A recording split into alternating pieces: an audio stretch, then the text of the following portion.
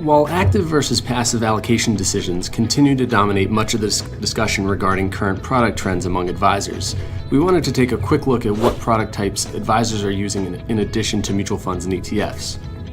I'm Pat Newcomb with Fuse Research, and today we're going to take a few minutes to discuss the types of investment vehicles that advisors are using across their client portfolios based on findings from our recently released Advisor Trend Monitor report, Product Usage: The Advisor View. In our most recent survey done in partnership with wealthmanagement.com, over 700 advisors were asked about the degree to which they use different products, with answers ranging from don't use at all to significant use. We combined the top two responses, meaningful use and significant use, and labeled these advisors as power users.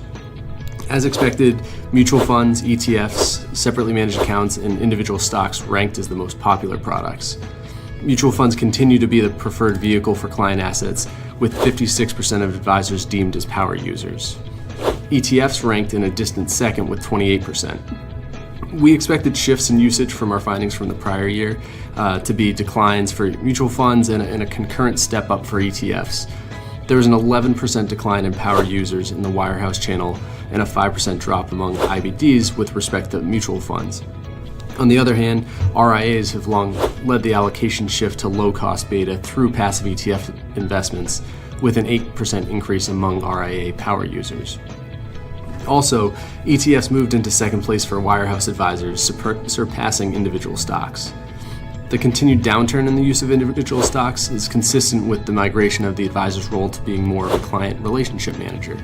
While the advisor still controls the asset allocation, potentially with the help of their home office, they're increasingly outsourcing the underlying investment management to packaged solutions. When we looked at ETF usage by advisor age, older advisors were much less likely to use ETFs in their portfolios, with only 16% of advisors over 60 being power users of ETFs. This percentage jumped to 31% for advisors 45 to 59 and to 37% for advisors under the age of 45.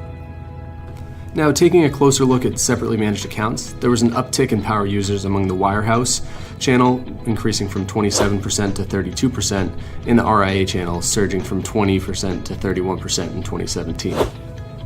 These two channels continued to have the largest amount of separate account assets, partially because they have a strong legacy in the wirehouse channel, and they are a lower cost active option for RIA clients. One of the more interesting takeaways by advisor age was the relative consistency of separate account use. While it has been assumed in the past that older advisors are more likely to use separate accounts since they're more familiar with doing business in that manner, younger advisors are not far behind in their use of SMAs. At Fuse, we've seen an uptick in the number of support requests involving separate accounts and model-driven separate accounts in unified managed account programs, which suggests that they're seeing the same level of interest directly from advisors. As the dynamics of intermediary distribution continues to evolve, it's critical for asset managers to monitor the changing use of different vehicle types. This includes understanding the advisors who are currently using your strategies in a mutual fund format and whether they have a need for those strategies in a different vehicle type, like a separate account for their larger client accounts. One example of this opportunity presents itself quite clearly in the trend of broker-dealers consolidating their fee-based advisory programs into one UMA program.